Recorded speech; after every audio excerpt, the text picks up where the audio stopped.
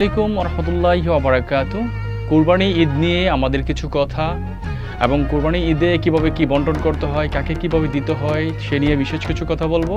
কেননা আমরা ম্যাক্সিমাম লোক আমি দেখেছি, বড়লোক যারা আছে তারা গরু কুরবানি দেয় শুধু দেখানোর জন্য। আসলে গরু কুরবানিটা দেখানোর জন্য না, আপনার পাশে যে আত্মীয় স্বজনগুলো আছে, যে গরিব প্রতিবেশী আছে, যে দুস্থ মানুষগুলো আছে, তাদের জন্য আমাদের কুরবানি দেওয়া। কারণ হচ্ছে আমরা নিজেরা খাওয়ার জন্য কুরবানি করি না। আমি দেখেছি, আমার অনেক ভাই বোনেদের সাথে আমি পরিচয় আছে, দেখেছি তারা রানের মাংসটা আলাদা করে ফ্রিজে রেখে দেয়, সিনার মাংসটা আলাদা করে ফ্রিজে রেখে দেয়। এগুলো আসলে করা একদম উচিত না। আপনি কুরবানি দেন হচ্ছে আল্লাহকে খুশি করার জন্য। আপনি কুরবানি কি আপনাকে নিজে খাওয়ার জন্য দেন, তাহলে কিন্তু আপনার কুরবানি হবে না। তাহলে তো আপনার প্রতিদিনই আপনি কুরবানি মাংস গোস্ত কিনে নিয়ে আসতে পারেন, এ তো কুরবানি আপনার হবে না, কখনই হবে না। তো আমাদের একমাত্র আল্লাহর সন্তুষ্টি অর্জন করার জন্য আমাদের একমাত্র যেটা করার দরকার সেটা হচ্ছে, আপনি দেখবেন যে আপনার আশেপাশে কারা কুরবানি দিচ্ছে না, তাদেরকে খুঁজে বের করে তাদেরকে মাংস বিতরণ করা, তাদের মুখে এক টুকরা মাংস তুলে দেওয়া।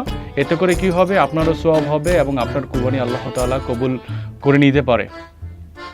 তো কুরবানি মোটামুটিভাবে তিনটা ভাগ করা হয়। একটা হচ্ছে আপনার আত্মীয় স্বজনের জন্য, একটা হচ্ছে নিজের জন্য, আরেকটা হচ্ছে আপনার দুস্থ গরিব যারা আছে অসহায় মানুষের জন্য। তো আমরা এই বন্টন অনুযায়ী যদি কুরবানির কাজটা করে ফেলতে পারি, আল্লাহ তাআলার কাছে আমরা অনেক ধরনের উপহার পেতে পারি এবং আল্লাহ তাআলা আমাদের কুরবানিকে কবুল করে নিতে পারে। তো এতে করে আমাদের সমাজে যেই নিম্নবিত্ত মানুষগুলো আছে যারা কুরবানি দিতে পারছে না, তারাও এই সুবিধা ভোগ করে দিতে পারছে। কারণ সবার তো আর সামর্থ্য থাকে না 800-900 টাকা কেজি গোস্ত কেনার। এই কুরবানির মাধ্যমে আমরা কি করি, নিজের সন্তুষ্টি অর্জন করি এবং অন্যের চাহিদা পূরণ করার জন্য আমরা সঠিকভাবে দায়িত্ব পালন করি।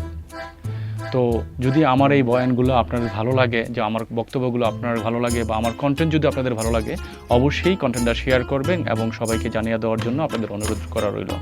এই হচ্ছে আমার কুরবানি নিয়ে কথা।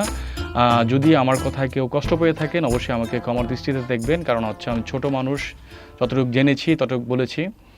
তো সবাই ভালো থাকবেন, সুস্থ থাকবেন। আসসালামু আলাইকুম ওয়া রাহমাতুল্লাহি ওয়া বারাকাতুহু।